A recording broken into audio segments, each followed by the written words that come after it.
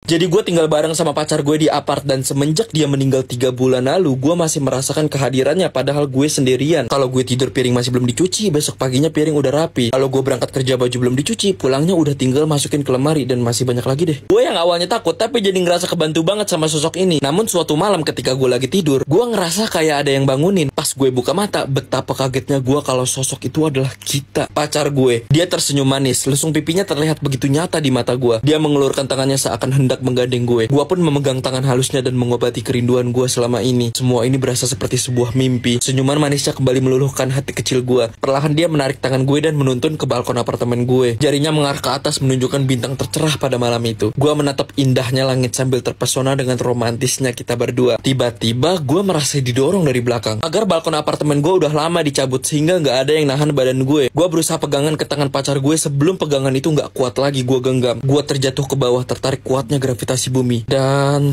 semuanya gelap, beneran gelap. Halo, halo, gue teriak sekuat yang gue bisa, namun gak ada jawaban. Apakah ini kehidupan setelah kematian? Gue bertanya sama diri gue sendiri. Seketika gue bisa mendengar suara Gita. Suaranya bergema dari kejauhan memanggil gue. Jangan lepas tangan aku, jangan lepas tangan aku. Tiba-tiba disitulah dia menggenggam erat tangan gue. Gue pun berusaha memegang erat balik tangannya, namun gue gak kuat. Ada sesuatu yang narik tubuh gue ke belakang. Sebuah tali kehidupan. Gue melepaskan tangannya dan tubuh gue tertarik jauh ke belakang.